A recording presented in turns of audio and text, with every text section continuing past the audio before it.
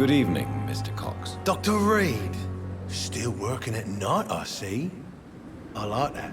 And why is that? People who don't sleep at night always seem more alive to me. More interesting, one way or another. Do you ever think about that poor fellow I saw you push in the water? The wound he gave me will make sure I don't forget him. Still fucking hurts. Boss had cut me good. That man was determined to murder you. You almost died. What a surprise. The first time I met him, he nearly shit himself. Fucking coward. I guess revenge gives you balls. What did he want? Revenge? I recently had to kill his brother. Poor arsehole thought it would be easy to return the favor.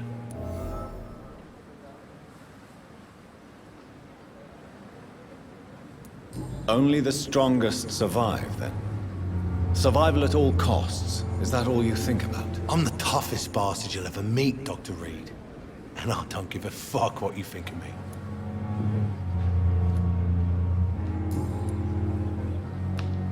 How is your hospitalization going, Mr. Cox? This is a shitty place with shitty staff. But as long as I'm treated all right, I'll be fine. What's wrong with the Pembroke staff? That bastard you sent to bring me here, Milton, I thought he was going to break all my bones before I reached my bed. I see. Any other smart comments? The nurses aren't too ugly. Especially that foxy one, Nurse Cray. Pretty brunette, tough attitude, oh, I like that. What's wrong with the hospital? Come on, Dr. Reid. The place is a dump. Smelly, sad, and dirty. But you're alive thanks to the efforts and dedication of the staff here, aren't you? What are you expecting, a medal? I thought that saving lives was just part of the job. Must be an unsatisfactory profession at this time, I'm sure.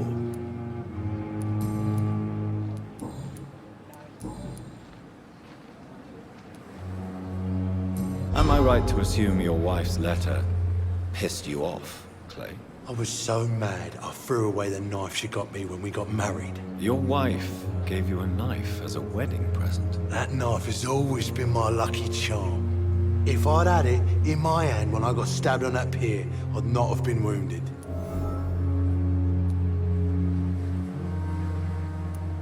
A lucky charm. I never would have taken you as the superstitious type. We all have our flaws, Doc. Mine's to have my weapon of choice for when the really dirty business comes around. Do you want it back? I don't need it here, but if you'd be kind enough to bring it to me, I'd be really grateful. A grateful Clay Cox? I might just find your knife and bring it back to you to see that happen. I can give you directions, but I'll be surprised if you manage to find it. My hideout isn't meant to be found easily. How long do you think you can escape the law, Clay? I know this city like the back of my hand, Doc. I know its streets, who to pay, who to avoid, and who to bully. I won't get caught. The police may be slow, but they will find you eventually. Well, how come you didn't turn me in then? Nah, Doc. I figure you have something to hide so you can't ask the coppers for help.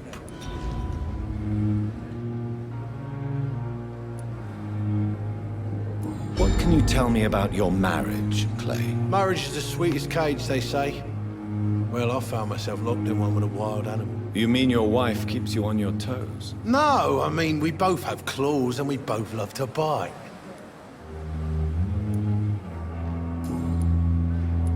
I'll leave you for now, Mr. Cox.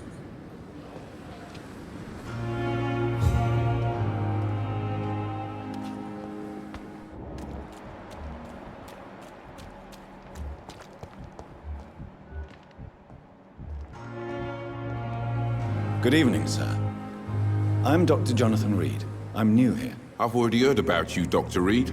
I'm Milton Hooks, the ambulance driver for this shithole of a hospital. That's quite a blunt introduction, Mr. Hooks. You can call me Milton. I like to speak my mind, Dr. Reid. Perk of the job. Don't judge me, and I won't judge you. I'm not sure I understand what you're talking about. Well, I'm no doctor, but I'm pretty sure a gun can't be used as a surgical instrument. You have a keen eye. I learned to shoot during the war, and have carried one ever since. Old habits die hard. No need to explain, Dr. Reid. And if you ever need a better gun, remember, I may have something for you. I have some good news, Milton. What?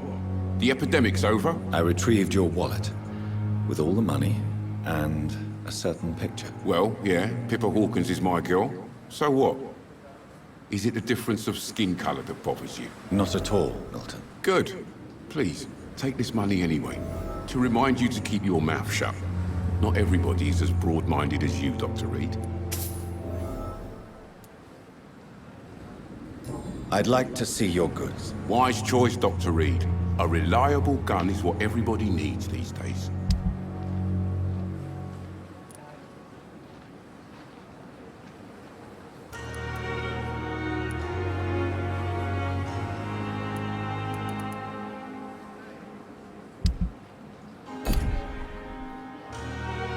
Good evening, Milton. Good evening, Doctor. Still trying to save lives?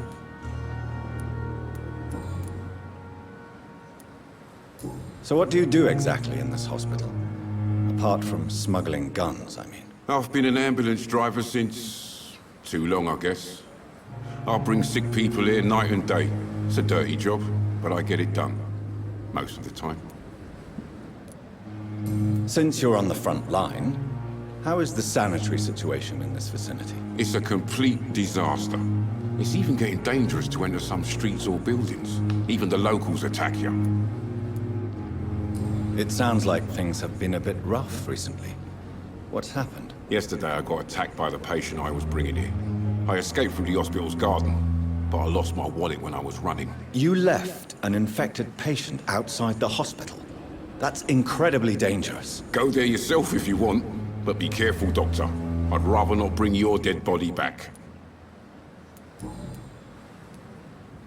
How is the situation around here? You want to hear the situation is all right? It's fucking awful. We lack everything, and it's getting worse every day. Are you really smuggling weapons through the hospital? And why not? I've already been attacked by patients, you know. And by gang members willing to steal my money. But you're not defending yourself. You're selling guns to civilians. You keep people alive your own way, Doctor. I offer them another way to protect their health. Why do you have such a mediocre reputation among your colleagues, Milton? Fuck them. Nobody knows the horrors I've seen since working here. This city was sick long before the epidemic, Dr. Reid. I know it's a difficult task, but correct me if I'm wrong. Is this not the job you are paid to do? I've seen babies left to die while their brothers were properly fed.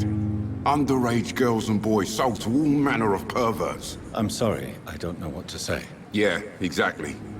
We lack words. So excuse me if I don't look on the bright side of life.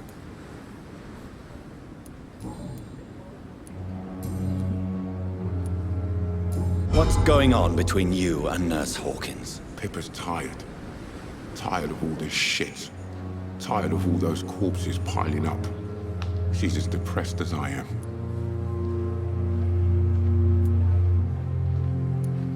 During the war, I witnessed a few couples just like you come together in difficult circumstances. It can be very damaging. Maybe you're right. But we support each other. And that's all that matters.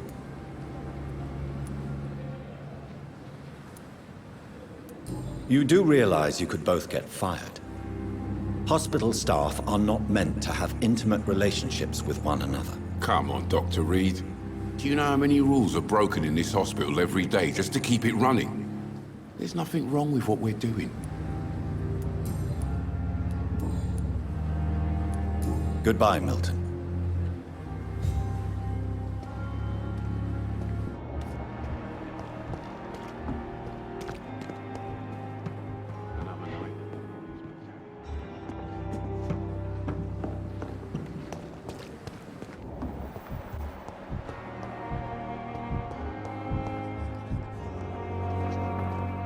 Good evening, sir. You are going to So it is true.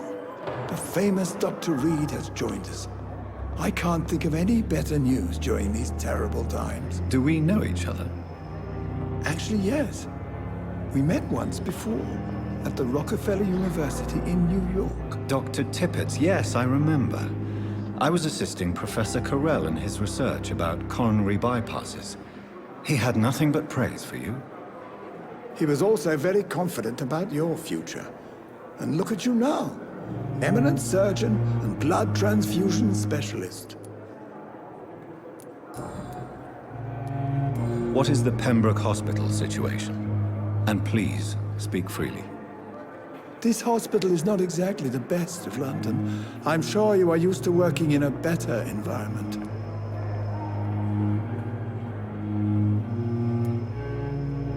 It's not exactly the best situation in London either. I can't have expected this hospital to be prepared for what was to come. Don't be misled by appearances, Dr. Reid.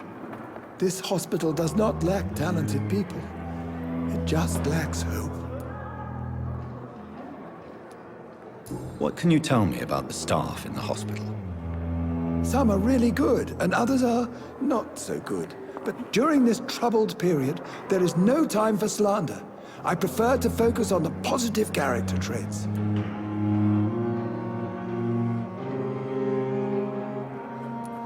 Tell me more about cherished people, then. Nurse Brannigan is a pearl. She is the most helpful and dedicated nurse I've ever worked with. A clever and cheerful woman. You really seem to admire her skills. I'll go even further. If she was a man, she would be a damn fine practitioner. Any opinion about the management? I don't always agree with Dr. Swansea's reserve, but I must admit he does all he can to keep this facility running during this crisis. Ah yes, the burden of command. I was fed up with this concept while serving as a medical officer. Don't get me wrong. Swansea's a good administrator. I just wish he would get out of his office now and again. You're exhausting yourself, Corcoran. Maybe you should think about preserving your strength. No. We must keep on healing all those poor souls. We are the last rampart before chaos. Once more, unto the breach.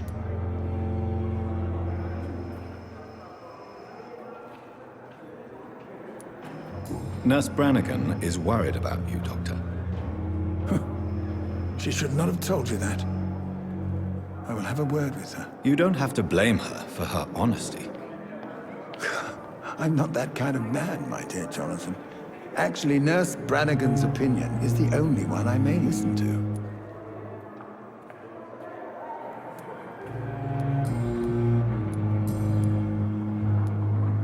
Corcoran, I want you to tell me about Mr. Connor.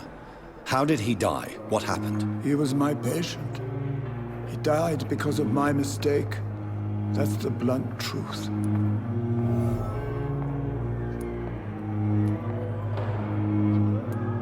What was the nature of the mistake? It was a twofold error. My diagnosis was wrong, and the administered dosage was too strong. Who was this patient? I don't know. Some sick man from the docks, maybe a fisherman. I had no time to talk with him. No one claimed a body.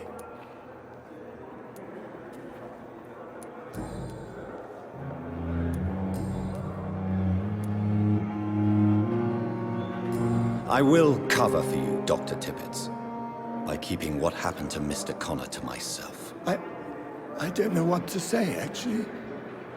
I can't exactly force you to become my accomplice. You didn't force me. This is my decision to make. I believe you're still of use to the hospital, considering the situation. Then I can make you this promise. As soon as the epidemic is eradicated, I will resign.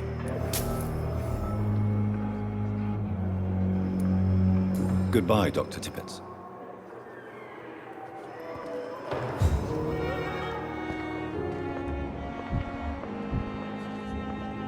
Good evening, Nurse Hawkins. Good evening, Dr. Reid.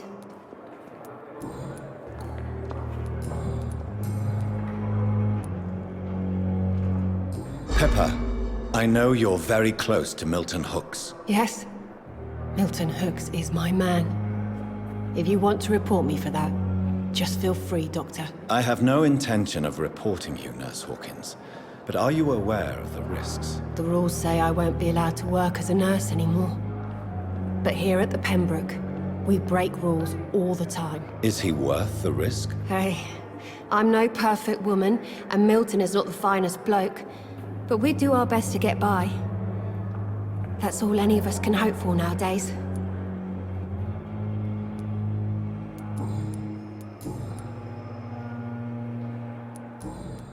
Goodbye, Nurse Hawkins.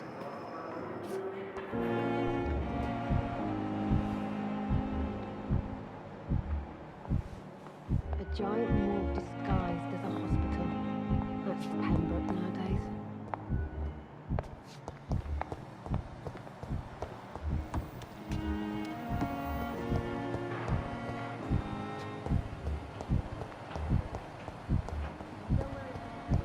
It's locked. I wasted too much energy for so little result. I wish I could be sick again. My blood boil with the fever.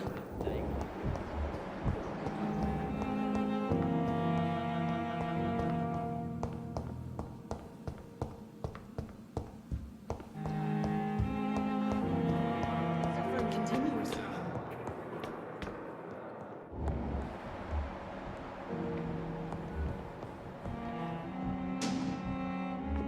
Now, please come back later. I cannot enter.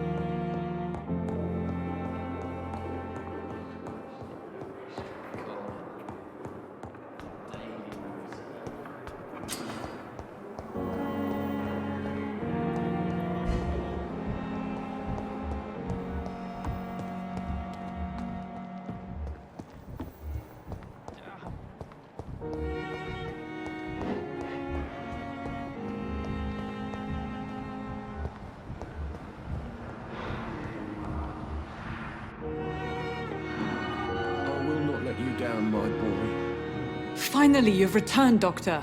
Did you find anything of value? Yes, Nurse. You've worked your first miracle, Doctor. Now, this patient here needs immediate treatment. Duty calls. When the storm has passed, I'll show you how to mix the remedy yourself with the same basic ingredients. Many thanks, Doctor. When you've finished, you ought to report to Dr. Swansea in his office. He's been looking for you. Seemed pressing.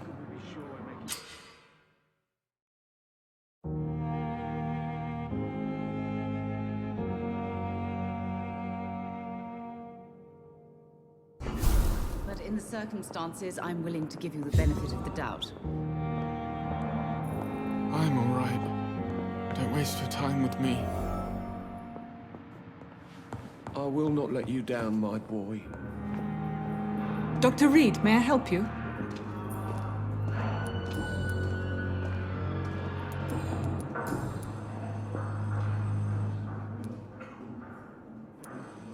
For how long have you been working here, Nurse Crane? I first volunteered at the Pembroke in 1911, a few months after Dr. Swansea was appointed. And before you arrived here? If you must know, this was my first job. Well, Dr. Swansea certainly has confidence in your abilities. Are you in charge of the nursing staff? Not in an official capacity, but the Pembroke doesn't always work above board, so to speak.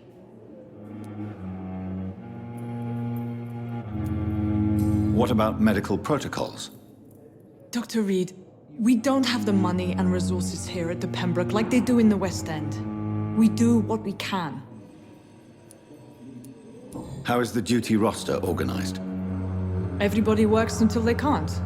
If there's time, they'll eat a meal and shed a silent tear.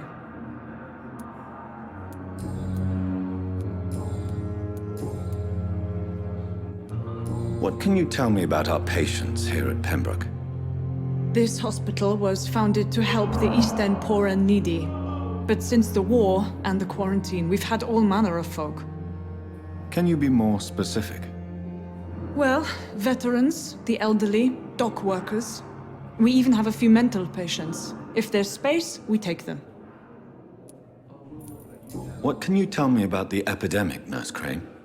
I've been out of touch since I've come back to England. Everyday folk don't know how bad it is. The papers certainly won't tell them. Not as long as the war is raging on, anyway. News on the front stated that the Spanish flu was under control, at least in Britain. It seemed to be for a while, but that was only last summer. It returned with a vengeance just over a month ago. I'll see you later, Nurse Crane. My sweet girl. Reads me like a book. Never could keep it. Good evening, Mr. Goswick. How are you? I'm okay.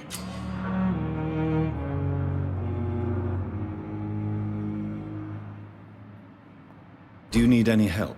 I'm afraid I may, sir. I don't mean to be a burden. You are not a burden, sir. Healing you is my responsibility. And you have my gratitude for that.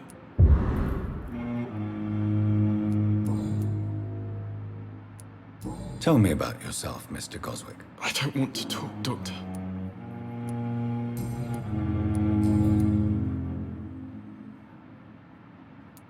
How painful is your throat, Mr. Goswick? So painful I'd rather not talk at all, Doctor.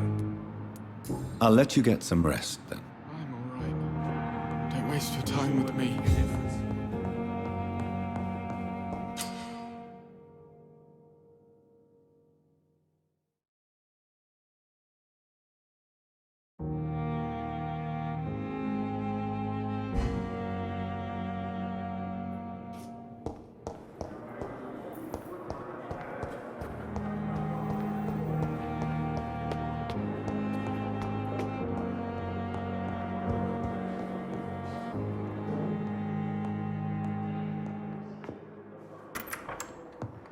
Please, Jonathan, come in. Fascinating, is it not? In the last decade, so many mysteries have been brought to light with our microscopes. The human body, biology's penultimate frontier. The more we explore its boundaries, the less we're able to trace a clear line between life and death. You, my friend, have a foot in both countries. The view must be vertiginous. It's at least as vertiginous as chatting about vampires with you, I would say. This must be all so new to you. This area of town, the hospital, a brand new life. How stimulating it must be. I wish I could share your enthusiasm, Dr. Swansea. But my condition defies scientific categorization. Undead? Unalive?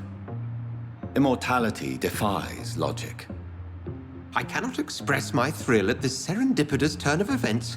The world's most eminent specialist in blood transfusions, a vampire. One might say a gift from heaven.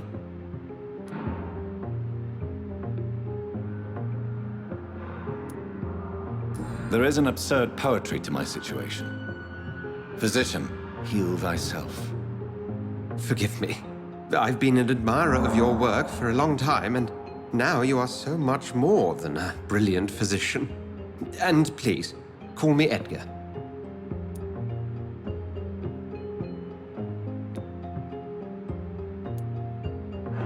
Thank you. But I'd rather you didn't speak so lightly about my condition. There is nothing I find amusing about this situation. Very well. I have a task for you, Jonathan. Something that will require all your newfound skills.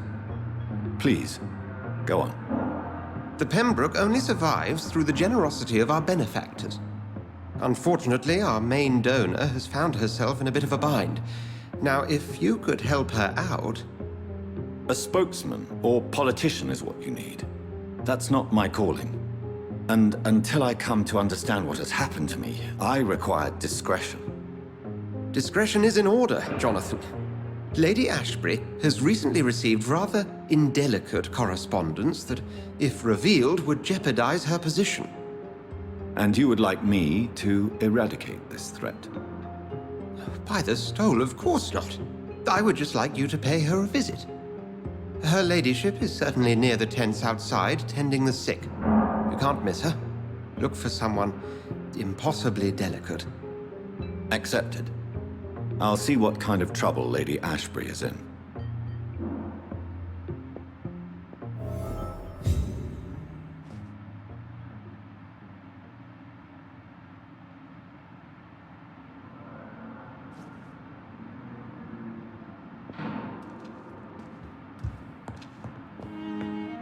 Do you need something, Jonathan? I have just a few questions. Then ask away. I'm at your service, Doctor. Since you seem quite the expert on vampires, what could you tell me about my condition and how it came about? As men of science, our first step is always to start with what we know. Forget the myths, the hackneyed scrawlings, and the penny dreadfuls. They do not scratch the surface of the truth you now find yourself in. Must I take a life to live? You are a vampire. You feed, and blood is the sole sustenance that can sustain your immortal frame. And only a living creature contains the nourishment you require. The sun. The morning following my transformation. Its rays burned me. There was pain, smoke, and my skin blackened. You will find there is very little that can kill a vampire, my friend. You have been offered relative immortality. The sun will most certainly hurt you, leaving you weakened and damaged, but it will not destroy you. The man we pursued and slew in the canning factory, William Bishop, I believe, was he a vampire? He was a Skald, technically speaking. The debate rages as to their classification. Some think them a subspecies of vampire, others something else. Just for clarity, what differences are there between myself and a Skald? A Skald is easier to eliminate, Jonathan, even if they remain formidable foes for the unprepared. Vampires... Now, vampires exist beyond the mortal realm. How do Skalds come into existence? The name means slave. The etymology may indicate that they are a lesser species of vampire. From what I know, vampires tend to despise them. You mentioned something about a secret society. A brotherhood, if I recall. Could you elaborate? Certainly. I've been a member of the Brotherhood of St. Paul's Stole for several years. We are pledged to monitor and report vampire activity in England as impartial scientific observers. That explains your nightly wanderings about the docks and the questions you ask. I feel it wasn't mere coincidence that led us to that part of town. There was something as yet unseen that set those chain of events in motion. Yet you don't fear me. And still, you know the monster that lurks beneath the civilized surface. The Brotherhood has studied your kind for centuries. We believe you are as supernatural as a lion is to a gazelle. Since I'm the one working for you, what should I know about Pembroke Hospital? Well, for many years, we have been the only medical facility in this part of town that people can rely on. We support the community here, as well as provide health care. Where do we stand today? Oh, to be honest, we cope on a day-to-day basis. The first wave of the Spanish flu last summer took us by surprise. We lack many of the basic necessities needed. What do you expect of me? What we need is hope. You were a soldier. This is a war. This white coat's still a uniform. We fight to help the poor, the sick of the East End, the forgotten. We'll see each other again soon, Edgar.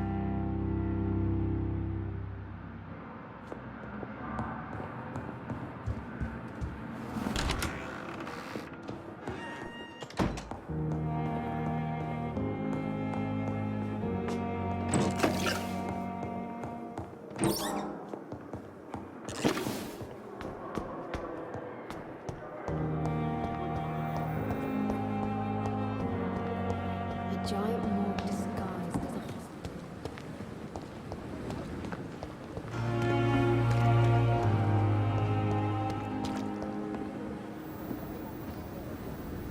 The flu took my dear wife, Emily. I take comfort knowing we'll soon be together again. Mr. Rainfield, that's no way to talk. You're in good hands here, and we'll be up again soon enough.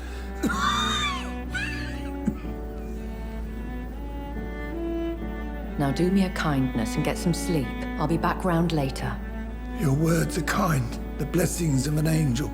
You're the sweet, sweet Lady of Mercy.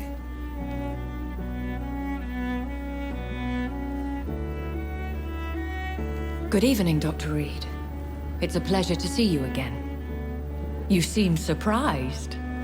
Dr. Swansea has brought me up to speed concerning your recent appointment to Pembroke Hospital. You're a the lady who saved me that night, before vanishing into thin air. I remember you from the pub with Dr. Swansea. Indeed. Allow me to introduce myself formally this time. My name is Lady Ashbury. I remember you well, in spite of the brevity of our encounter.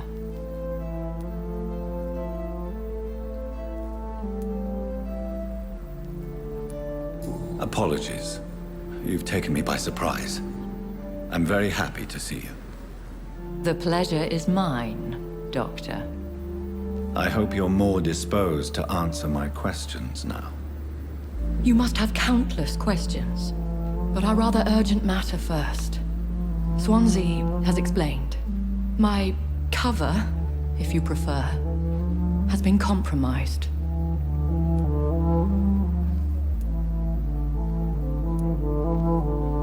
Pardon my boldness, Your Ladyship, but I have questions concerning this condition we share. As a newborn, your hunger for answers is rivaled only by your thirst for blood. But the questions need wait. I'm a scientist. My trade is in the deciphering of mysteries, and I need information to feed my mind. I will gladly answer every question you have, but first, prove yourself capable of resolving my predicament without eating the culprit. Have any of the patients given you trouble? These poor souls have so little left to live for. I do my best to ease their pain. The world would be a better place if it were cared for by women like you. You make me blush. I am simply a necessary evil. Dr. Swansea has commissioned me to be your agent in this matter. You could start by explaining what's amiss. These past insufferable weeks, I've been the victim of extortion. I've made a first payment, but the blackmailer grows greedy. I must refuse his most recent demands.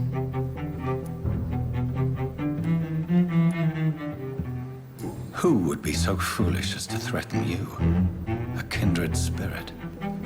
Even if it were the case, and I highly doubt it, a vampire would have asked for something more valuable than money. My suspicions lean toward a patient or their family. If we're dealing with an ordinary criminal, surely you've the means to deal with it yourself, if I may.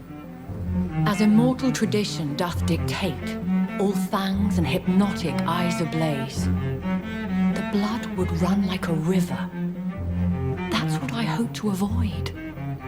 Violence has a tendency to spiral out of control.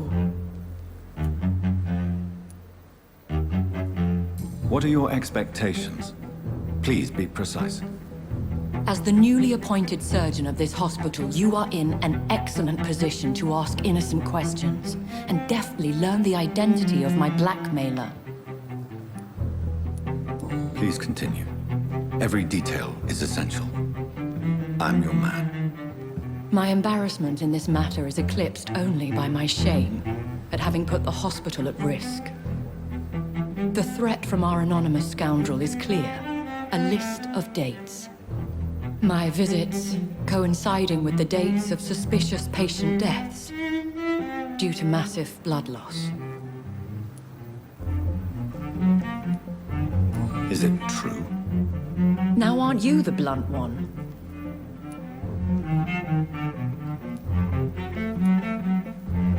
We both are afflicted with a thirst for blood, Lady Ashbury. That is our nature. By vocation, we also have reason to visit the hospital. Logic dictates. In all honesty, I'm not simply a patron to the hospital. My visits serve a dual purpose. Dr. Swansea has been treating my condition with a revolutionary technique of blood transfusion. It seems you are a specialist in the domain. I'll take care of it. Do you know where I should start? If that was the case, I'd settle the matter myself. You could talk to our local gossip, Harriet Jones. Not a pin drops here without her hearing about it. I'll meet that woman now. My life, as others know, is in your hands, Dr. Reid. I'm sure of your discretion, but I do fear your powers of persuasion will be put to the test. When this is resolved, I'll be your obligé. I'll answer all questions in regards of your condition.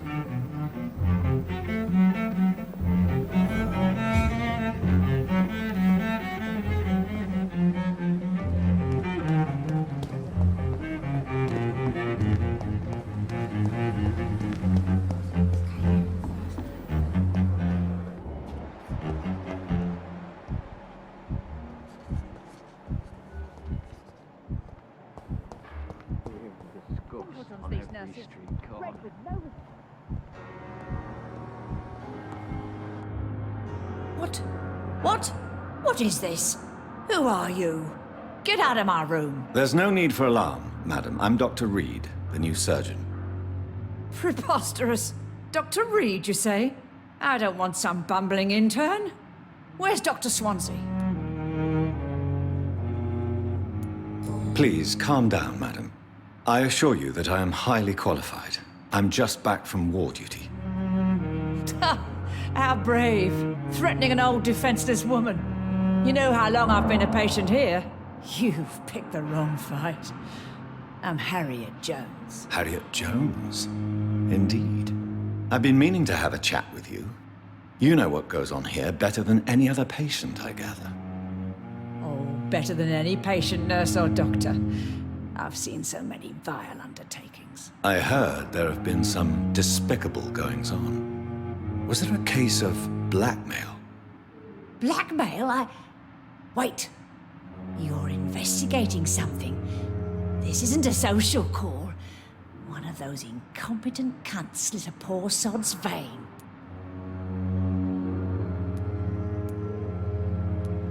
If I didn't know better, Miss Jones, I'd be inclined to say you enjoy this type of idle gossip.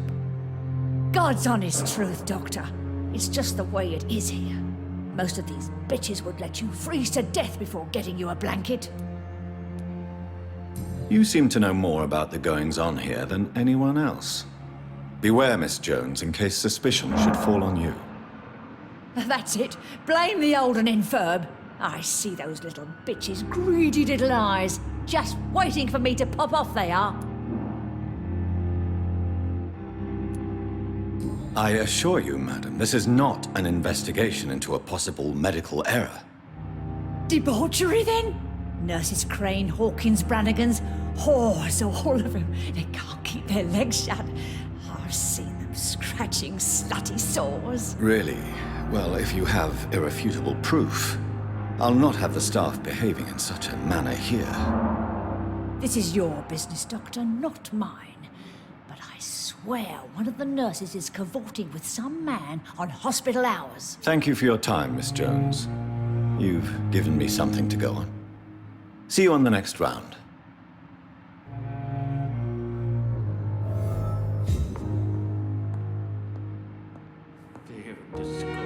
The patients and staff might know something. I'll start my investigation with them.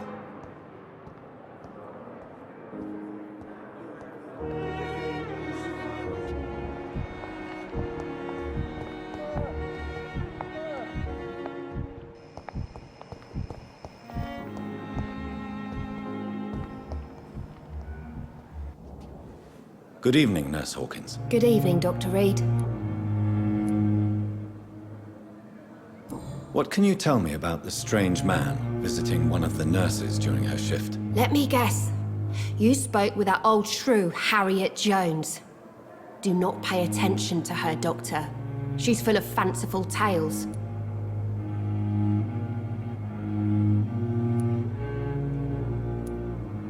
She could have been telling the truth about the mysterious man. That old witch will end up in hell soon enough. Who cares if a nurse finds some happiness where she can? No matter how you feel about her, Miss Jones deserves our help. Who says I don't care for her? Hate is what keeps that old crone alive. Do you need medical help yourself, nurse? I'm fine, really. I just need to sleep.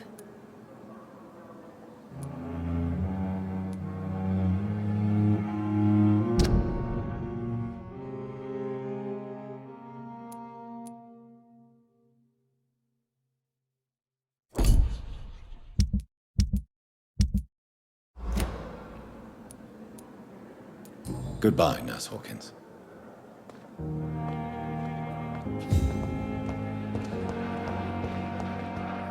Daily routine.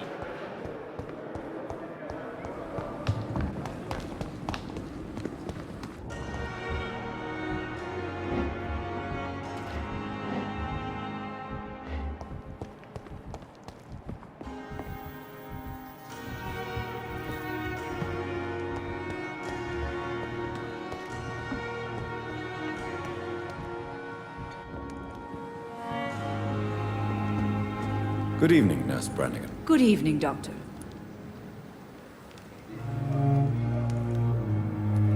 Do you know if any of the hospital staff have criminal backgrounds? The people who work here all come from very different backgrounds, Doctor. Just like the patients. Have you seen a strange man visiting any of the nurses here? I've never heard of such a thing, Doctor. Goodbye, nurse. Call me if you need assistance.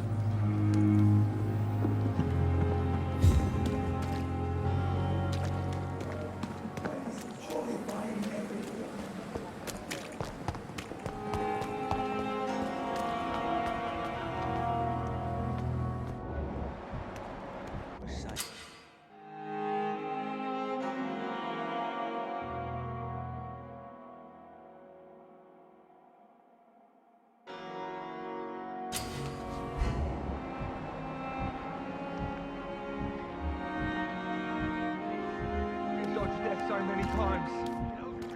Oswald, you can't just die like this. You're sure you don't come back with me? Nah, I have to see someone at the hospital. Be careful. You look so bad they may keep you as a patient. Fuck 'em. I don't like hospitals, or doctors. Well then, When you go back to Whitechapel, you may find this useful. What is it? A pass for a free medical exam by the best nurse available. Just read it. I don't read well, but thank you, I guess.